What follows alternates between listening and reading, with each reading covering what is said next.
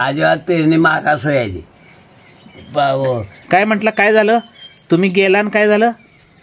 तर ते गेलो पाऊस आला हो, हा. चाड्या मूठ ठेवली आणि पाऊस आल्यावर सगळं सोडलं तर आलो मागाची. काय करायचं? त्या वर्षी तुमची सगळं रामचं सगळं तुमचं पेरून अर्धा एकर कोळपा आलता, मग आम्ही पेरलो आमच्या शेतात. होय.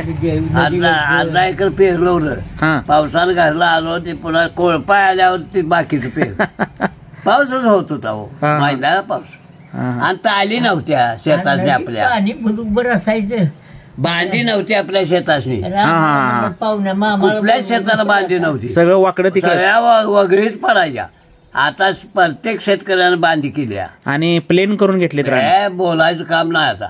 ताली घातलेत आणि पुन्हा उसाला केल्याची ठिबक. पुढे चढ उतार शेत असायचे, लांबडे पट्ट्या. लांबडं अहो, या फलटणवाल्या शेतात तरी उभा राहायला येत नव्हतं. त्या पंडितनं बघायला ती झाडी कशी केली, वपच केले सगळं. पाऊस भरपूर पडायचा पूर्वी ना. हा, पूर्वी अगदी भरपूर.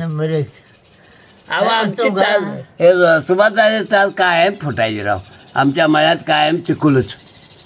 सुभाताच्या वावर वर नव्हतं का, कायम फुटायची ताल. तुमच्या मामाचे 2-3 हेल्पाट इथं झालं पेरायला. इथं आलं पाऊस आता माघारी. आता कशाला पेरताय म्हणजे 2-3 दिवस मी म्हटलं रामाला, मामाला बोलवू नकोच म्हटलं.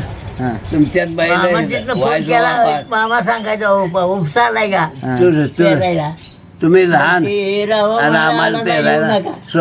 ती तुमची तुळची बैल याची मामा बाप. हे संपदाचा जो गडी होता, ती 2 बैल, माझी 2 बैल जेवून एका दिवसात सगळेच पेरून झालं. तिकडे जिरवळला तिकडे पेरून दिला नदीकडचं. पुन्हा आलो इकडे. खरं घर सांभाळलं तुमच्या तुळशी घराला तुमच्या मामाने. खरंच घर माझ्या रामभाऊ काहीच नव्हतं. खरं सांभाळलं तुळशी घराला. घरच लाईनी लावलं पाहिजे असं.